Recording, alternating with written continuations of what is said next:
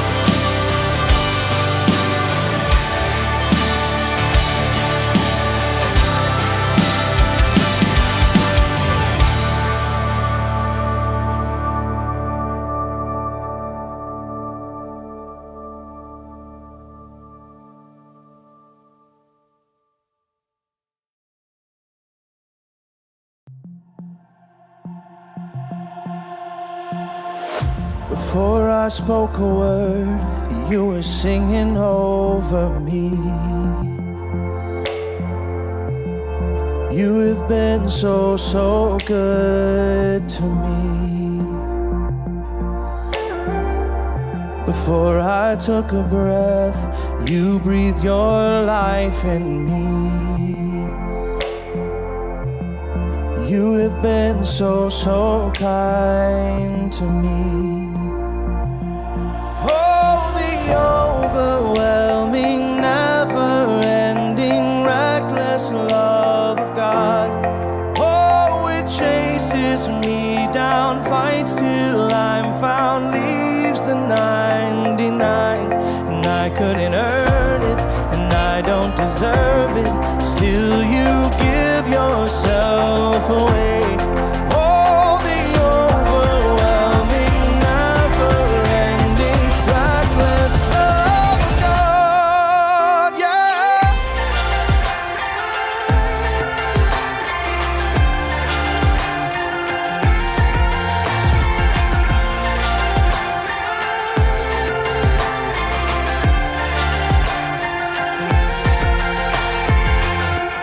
When I was your foe, still your love fought for me.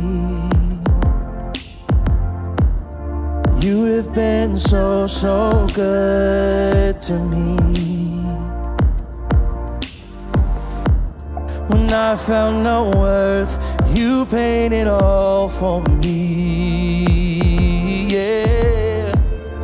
You have been so, so kind to me. Oh, the overwhelming, never-ending, reckless love of God. Oh, it chases me down, fights till I'm found, leaves the 99. And I couldn't earn it, and I don't deserve it. Still you give yourself away. Oh, the overwhelming, never-ending, reckless love of God, yeah.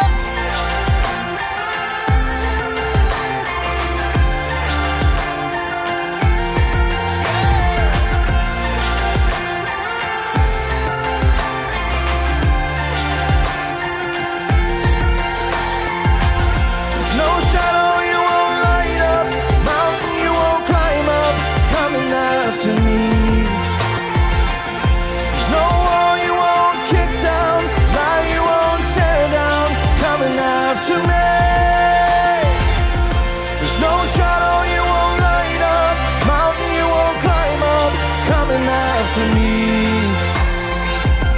There's no wall you won't kick down, lie you won't tear down, coming after me. There's no shadow you won't light up, mountain you won't climb up, coming after me. There's no wall you won't kick down, lie you won't tear down, coming after me.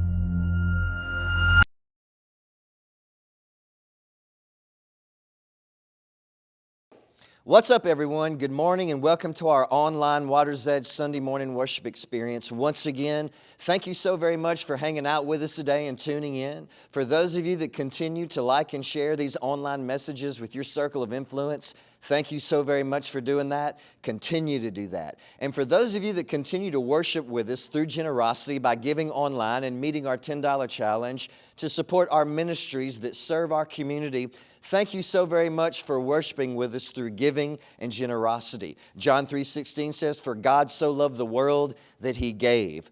God loved us so much that He was generous that He gave His Son to give us forgiveness, freedom, and new life. When you love, you give. We love God, so we want to give back, and we love our community. We love the city of Lake Charles. We love Southwest Louisiana, and so this helps us love more people, help more people, feed more people, and serve more people. Continue to worship with us through generosity, and also our in-person live services are wide open with full experiences. Come on back and hang out with us. Today we begin a brand new series entitled The Investigation. And anytime you investigate something, you have to do some digging. Several years ago when I lived in Jennings, I had these big potholes in my front yard. And every time I tried to park there, I would get my car stuck in these potholes. And so one day I took a shovel and I went into my backyard behind my privacy fence and I started digging up the ground, dirt from the backyard to put into the potholes in my front yard. And I was doing this for a few hours, just digging up dirt from my backyard, going to my front yard, filling in those potholes, smoothing it over. And as I was digging in my backyard, sooner or later, I hit a bed of snakes.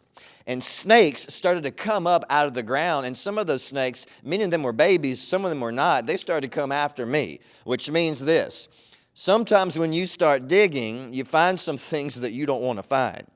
And sometimes when you start digging, you find some things that make you uncomfortable. And this is also true. Sometimes when you start digging deep into your heart, deep into your life, deep into your soul, and deep into your spirit, you can find some things in there in your life that you don't want to find. You can also find some things that make you uncomfortable. But also the opposite is true, because the other day, I was digging through the pockets of some old pair of jeans that I haven't worn in a while, and I found $60 in cash that was in there that had been there probably for a couple of years. And so the opposite is true. Sometimes when you start digging, you find some things that you do want to find. Sometimes when you start digging, you find some things that are exciting and they make your life better, they give your life purpose, and they can bring your life joy. Sometimes you have to really dig, though, to find something that you want to find. It seems like every time I put a shirt in the dryer to get the wrinkles out and I'm looking for that shirt after it's finished drying, it's always underneath all the other clothes, and I'm just looking for that one shirt. I don't want anything else out the dryer. I just want that one shirt to put on and go, and it's never on top of all the other clothes. It's always buried. It's wrapped up in 3 towels, and probably a thread got loose in one of those towels and wrapped around that shirt 75 times. But sometimes you have to dig to find things that you want to find. So today we start this new series about Jesus. So let's start investigating. This is our new Easter series. So here's what might be an uncomfortable question for some of you. This is going to be uncomfortable, but this also may be a very exciting question for some of us, because when it comes to knowing that if there is a God, and if there is a God, what is God like? And if there is a God, who is He? How is He like? How does He love? How does He love us? Does He forgive? How much does He forgive us? What does He have in store for us? When it comes to knowing who God is and what God is like, does it really just come down to this? Does it really just all boil down to this? Well, because the Bible tells us so. We believe that there is a God because the Bible tells us so, or some other literature tells us so, or some church or priest tells us so. When the scriptures were written, there was really no understanding back then, over 2,000 years ago, of modern science. And just about everyone in the world back then believed in a God or multiple gods. And so naturally, there are many people out there today who find it very, very hard to believe in. Many people out there today find what was written a long time ago not very reliable. Just some ancient people writing some ancient letters or some ancient books or some ancient prayers down about this ancient God. Like most people today would think that we have advanced far, far, far past that. It's difficult for a lot of modern people to believe that the ancient writers actually knew what they were talking about, that the ancient writers actually had something to say to us that was real for us today. But as it turns out, or maybe this is going to be a good reminder for us today, the truth is we are not expected to believe because of something that we read in a book. We are not expected to believe because of something someone taught us from a book. That's not why we're expected to believe. You're not expected to believe because the Bible tells us so, or a church tells us so, or a preacher or a teacher or a priest tells us so. That's not why we're expected to believe, because the truth is, the foundation of our faith is so much better than that. The foundation of our faith is so much bigger than that. It's so much clearer than that. It's so much richer than that. It's so much more exciting than that. And it's so much fresher than that. We don't just believe because of a book. In fact, this is so good, the foundation of our faith is so good that you can investigate it.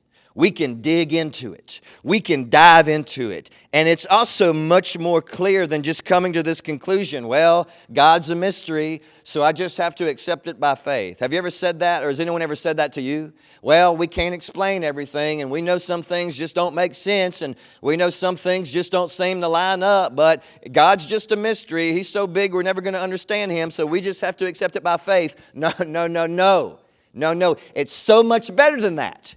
It's so much more clear than that and richer than that. Our faith does not rise and fall based off of a book. Let me say that again.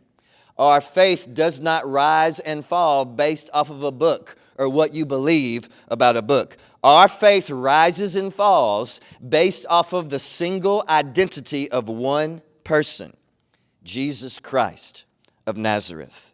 So if you're curious about the faith, or if you have people in your life that are asking you questions about why you have faith, or if you feel like you're curious about the faith to the point where you want to return back to the faith because maybe you've lost some of your faith, or maybe you feel like you're losing some of your faith. You have all of these doubts and all of these questions. There are people in your life who have doubts and questions, or even if you feel like you're starting to walk away from the faith, here's the question that we should all wrestle with today. And the question to wrestle with is not, is there a God? That's not the question to wrestle with. It is not, is there really a God? Is God is real? Is this whole thing just made up or a fairy tale? But here's the question, and we have never been invited to ask this question. You and I have never, ever been invited by the church, and we should have, but we never have been invited to ask this specific question, which is the church's fault. But I'm going to invite all of us today to ask this new question, because this question to ask,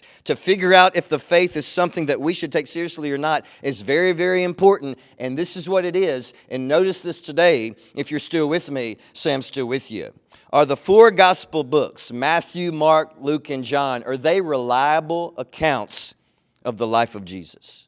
Are the four gospels actually reliable accounts of actual events? Because if they are, then what they say about Jesus is true. If the four Gospels are actual events of actual accounts that were written down and documented, if they're actual, then what they say about Jesus is true. And if what Matthew, Mark, Luke, and John says about Jesus is true, then game on. Press on. Hold on. Don't stop. Don't give up. And have some faith. Because for those of you that follow Jesus, your faith is not in vain. It's never in vain. And the reason why this is so confusing for so many of us today, it's actually because of the way the Bible was first introduced to us. The Scriptures in church was first introduced to us through punishment and through fear and through this. This is why you believe this, because we read it in this book. And if you don't believe this book, then you don't have faith. And that's how the Bible was first introduced to us, like it was equal with God. But that's not accurate, and that's not how we should view the foundation of our faith. Now understand something. If you don't hear anything else today, hear this. This is the story of our faith. This is the foundation of our faith. This is the unfolding of our faith, and understand this today. Number one, there was an event. So this is the foundation. The foundation of our faith is not a book. This is the foundation of why we believe what we believe and why there actually is stuff written down about this person called Jesus Christ. The first thing is this. Number one, there was an event, and this event was called the resurrection of Jesus. Jesus is born, he lives, he loves, he teaches, he sets people free, he raises people from the dead, he feeds people, he loves people, he forgives people, he performs miracles, but then he's betrayed by his own, he gets arrested, he gets beaten, he gets tortured, he gets crucified, and he gets buried in a borrowed tomb. And then 3 days later, he rises from the dead. This is called the resurrection. This was an actual historical event. Number two, there was a movement. And this movement immediately followed this event called the resurrection of Jesus Christ. This movement didn't start a few years later, or hundreds of years later, or 1,000 years later. This movement started immediately after the resurrection of Jesus Christ. And outsiders called this movement the Way. Those people are followers of Jesus. Those people are like a little Christ, a little Jesus, and they're a part of this movement called the Way. They are followers of the Way, which is Jesus said, I am the way, the truth, and the life. Number three, some of the leaders in this movement started to document the events of Jesus and this movement with God's Spirit. And this is where we get the first four Gospels, Matthew, Mark, Luke, and John. And all of this was documented and written down for us and for all of the world within the next 50 years, 50 to 60 years, right after Jesus died and rose from the dead. It was immediately. It didn't take them 100 years to write everything down. It didn't take them 200 years, 500 years. It was all written down within the next 50 years, right after Jesus rose from the dead. It was all documented, and then that's how the scriptures came together. They began to write these letters, and they began to circulate to the different churches, and they preserved them. But understand something. The story of Jesus, and hear this today, this is going to make some of you raise your eyebrow. The story of Jesus is not a Bible story. The story of the resurrection is not a Bible story. The resurrection is not this story that we find that's a fairy tale in some book. But understand this today, and if you're still with me, say I'm still with you. Jesus and the resurrection is why there is a Bible. Christmas is not a Bible story. The birth of Jesus is not a Bible story. The crucifixion of Jesus is not a Bible story. And the resurrection of Jesus is not a Bible story. The resurrection of Jesus is why there actually is a Bible and scriptures for us to dig into. The resurrection is why we have that. If there would have been no resurrection, then there would have been no movement to document anything. Let me say that again. If there would have been no resurrection, then there would have been no movement to document anything. So here's what we're going to do. We're going to start investigating and digging into one of these four gospel books today. We're going to start investigating and digging into the Gospel of Luke. And Luke was very, very close to all of the disciples. And Luke was very, very, very close to the brother of Jesus, James. And Luke was very, very detailed and very concerned about being as accurate as possible as he wrote everything down. Even the way Luke starts at the very beginning of his document, at the very beginning of his gospel, at the very beginning of his letter is amazing. And so as we begin this investigation and as we start to look at the gospel that Luke wrote, also understand that Luke was a doctor, and so he was very meticulous. What we're about to read comes from a doctor, an investigator, who was very, very detailed, very accurate, and very meticulous. And so this is how he begins his gospel, his book about Jesus, his letter. He began with one word, and this is what it is, and notice this today. It's the word many. Many. Now, how many is many? Many could be 10, many could be 40, many could be 200. But nevertheless, he started his document off with one word, and it's the word many. Listen to how he begins. This is not like a fairy tale. This is not how you begin some lie. This is not how you begin some made-up story. Notice how he begins the story of Jesus Christ. Luke chapter 1, verses 1 through 4. Many people have set out to write accounts about the events that have been fulfilled among us. They used eyewitness reports circulating among us from the early disciples, having carefully investigated everything from the beginning. I have carefully investigated, I have been watching everything from the beginning. I have also decided to write an accurate account for you. I have decided to write an accurate account for you, most honorable Theophilus, so you can be certain of the truth of everything you were taught. He says, I'm writing down an accurate account so you can be certain of what you believe. So basically, he starts off by saying this: what I'm about to tell you has been seen, heard, it's been investigated and documented by so many people. So many people. In fact, in the Gospel of John, this is how he ends the Gospel. He says, man, we've all written down all these things about Jesus, but if we were to write down everything, the entire world couldn't contain the books about what we should write about Jesus. And that was just his ministry for 3.5 years. Just about 3 years. John said if we were to write down everything that we saw and heard, the entire world couldn't contain the books. And so basically he's saying what's been seen, heard, investigated is being written down by many people. Not many people are going to write an account about my life. In fact, I don't know of anyone who's going to write an account about my life, and not many people are going to write an account about your life either. In fact, most of us listening to this today can't even tell us the first names of our great-grandparents. And if you can, you probably can't say the names of your great-great-grandparents, which means one day your own bloodline, your own family won't even remember really who you are. So no one's going to sit down and write a detailed, accurate account about my life or your life. And so Luke tells us right away, this Jesus, it's not just me writing about him, and it's not just a few people talking about him. Many, many, many people are. There's more documented evidence about the resurrection of Jesus Christ than there is the birth or the death of Abraham Lincoln. And there were people back in the days of Jesus also who did extraordinary things like Herod the Great.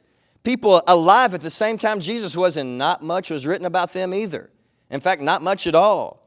But they certainly were writing about Jesus. There is a lot about Jesus. Jesus, an ancient carpenter peasant, crucified as a criminal. So many people wrote about him. Why? Why? Why would so many people write about him but not me one day and not you one day? Why would so many people back then write about Jesus but not about all the other people that were doing great things? Because there were people alive at the same time doing awesome things, but not much was written about them. Why? But that raises a question.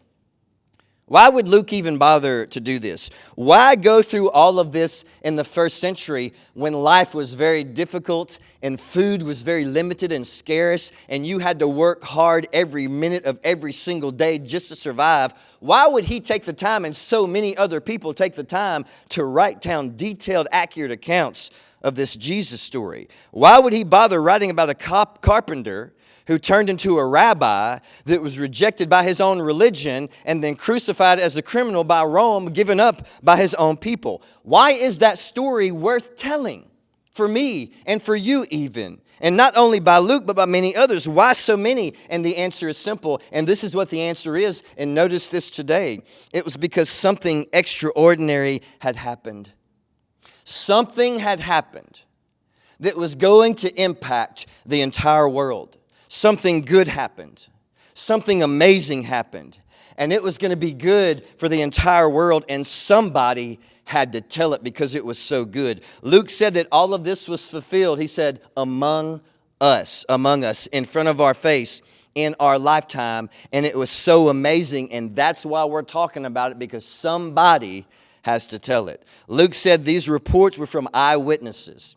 What's an eyewitness? Someone who witnesses something with their very own eyes, and they did not wait to write it down. They wrote it down immediately. And Luke knew and interviewed them all, and he said we all investigated. He investigated everything from the beginning. This is why he not only writes about the resurrection of Jesus, but he also writes about the birth of Jesus and the birth of his cousin, John the Baptist, because he investigated everything from the very beginning.